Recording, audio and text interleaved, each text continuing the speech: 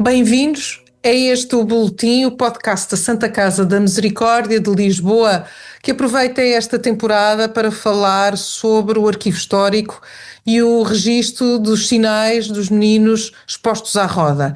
Temos cerca de 90.000 sinais, que faz deste arquivo o maior do mundo.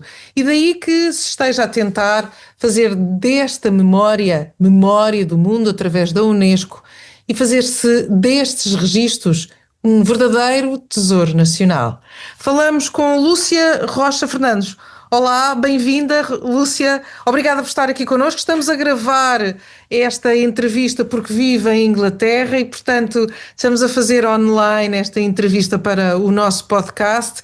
E começava por perguntar-lhe, a Lúcia é casada com um bisneto, um trineto até, de 2 meninos expostos à roda. Porquê que teve interesse em começar a pesquisar esta história destes familiares, seus também, no fundo, claro, que estiveram aqui e que têm este registro aqui na Santa Casa Misericórdia de Lisboa? Então, eu sou genealogista já há mais de 30 anos e quando comecei a tratar da genealogia do meu marido, cheguei neste ramo que era uma incógnita. Apenas sabíamos que eles tinham sido expostos, mas não sabíamos nada acerca dos pais. Entretanto, havia uma dúvida, porque os dois foram parar em Prazeres de Aljubarrota, em Alcobaça, e então sempre se presumiu que ele, o Esdras, seria filho de um tal conde de Alcobaça. Porque quando ele foi deixado na Santa Casa da Misericórdia de Lisboa, ele foi deixado com uma mantilha com o escudo real. Diz que tem 2 testemunhas que tem 2 testemunhas oculares. Sim. Sim, que são as bisnetas, a Dona Lucinda e a Dona Maria Leonor. E essa mantinha depois fica com o... Ela ficou com ele e foi passando de geração. Ok. Sim, foi passando de geração para geração. Então foi para o filho dele, que era o José, que é o bisavô do meu marido. Entretanto passou para a filha Lucinda e ela ficou com essa mantilha durante muitos anos. Um dia resolveu ir lá arrumar as coisas na arca e a mantilha já estava assim meio amarelada, ela resolveu lavar. É claro que uma mantilha com cerca de 100 anos desfez-se toda. Claro. Estamos a falar de Esdras, do trisavô do seu marido. Sim. E de Sabina também. Sabina. Que se encontraram, no fundo, são 2 meninos expostos à roda. E os Lisboa, 2 foram parar em Prazeres de Aljubarrota. E foram parar a Aljubarrota e é aí que se conhecem, provavelmente, e é por isso que se casam, não é? Exatamente. Então, de certa maneira, eles tinham essa coisa em comum de não saberem quem eram os pais. E eles até casaram tarde, porque ela tinha 30 anos e ele 32, quando casaram. Casaram lá, porque quando ele foi levado para aquela região, ele foi para Porto de Mós. Entretanto, ela nasceu 2 anos depois dele, ela foi levada já para o Carvalhal, lá em Aljubarrota. Entretanto, ele, quando fez cerca de 10 anos, foi dado a uma outra ama, e essa era do Carvalhal, e foi ali que eles provavelmente cresceram juntos.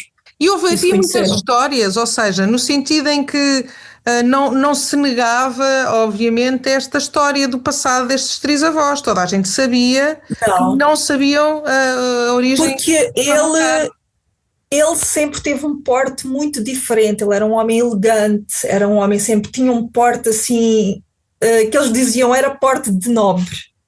E depois tinha essa história de que ele era filho do tal conde de Alcobaça. Sim. Então, só que não fazia sentido, para mim nunca me fez sentido como é que ele era filho de um conde, porque assim, existia o Visconde de Alcobaça que faleceu antes dele morrer, faleceu antes dele nascer. Okay. E o segundo Visconde só nasceu depois dele.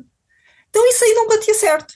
Assim, há alguma coisa aqui que não bate certo, não pode ser o tal conde. E depois eu fui investigar um pouco mais e os condes não poderiam usar o manto real, o escudo real, naquela mantilha que ele tinha, apenas os monarcas podiam fazer uso Bem, disso. claro.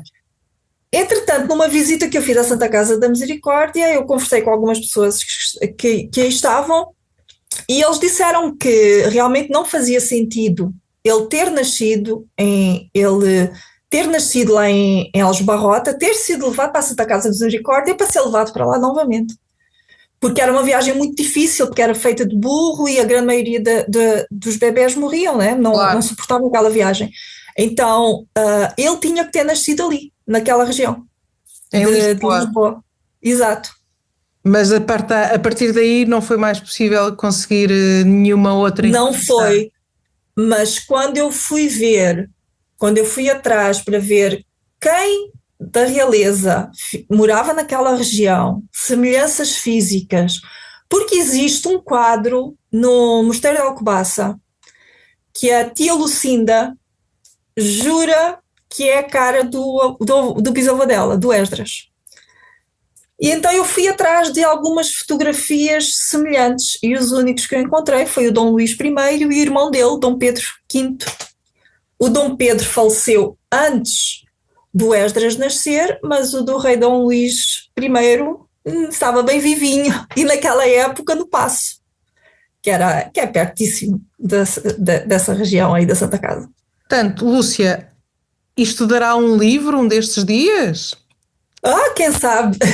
Eu tenho uma história mais ou menos que eu ainda estou a terminar acerca deles. Não tenho tantas páginas, tenho os registros, mas a verdade é que, para ter certeza, hoje em dia, só através do ADN. Claro. Tanto a minha sogra quanto o meu marido e os irmãos dele fizeram teste de ADN, mas é claro que se realmente houver algo de verídico nessa parte da realeza, geralmente eles não fazem exames de ADN, pois não.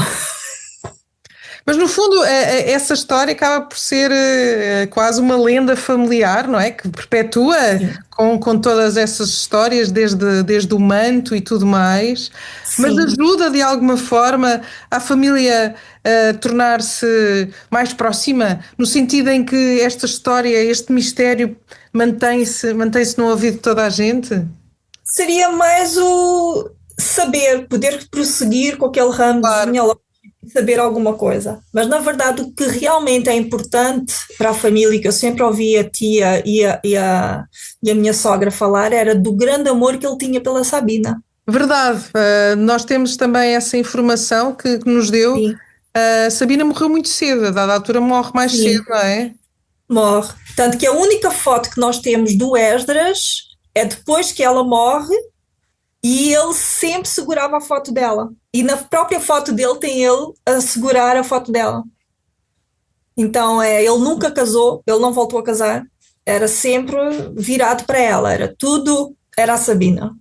Então, Podemos, as histórias que foram perpetuadas na família foi isso, do grande amor que ele tinha por ela. então podemos dizer que esse grande amor entre o Esdras e a Sabina, até trisavós do seu marido, é que também ajudam a esta família a querer continuar a contar esta história.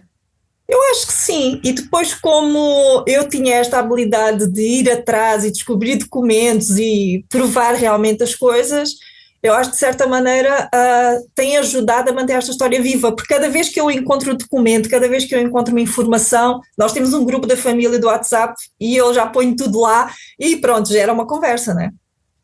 Porque toda a gente fala com muita assim, uma lembrança muito boa deles, pelo menos aqueles que os conheceram, né? Que é a minha tia e a minha sogra. Na verdade, tanto o Esdras como a Sabina são entregues à Santa Casa da Misericórdia de Sim, Lisboa em circunstâncias que nós não sabemos, não é? exato. Permanece esse mistério, esperemos que a Lúcia consiga desvendar este mistério. A Santa Casa, naturalmente, faz com que estas pessoas vivam esse grande amor e a família persista, não é? Sim, e é assim, já foi, apesar que nós não existe um documento que diga quem são os pais, e isso daí nós já temos a certeza que através de documentação não chegamos lá. Mas só o facto de haver uma clareza de onde eles nasceram, De onde eles que tinha vieram, sido em primeiro, Lisboa, sim. já foi algo novo, já foi algo bom, porque sempre havia aquela dúvida, não, eles eram de lá, mas algumas coisas não batiam. E no momento em que nós descobrimos, não, eles eram de Lisboa. Aí só o saber isso trouxe uma certa tranquilidade, eu acho. Muito bem. Lúcia Rocha Fernandes, muito obrigada por esta nossa conversa, esta nossa entrevista aqui para este podcast, o Boletim da Santa Casa da Misericórdia de Lisboa, que mantém estas histórias humanas. Esta história até de amor entre Esdras e Sabina, que nasce também aqui a partir destes registros que nós agora podemos mostrar e contar.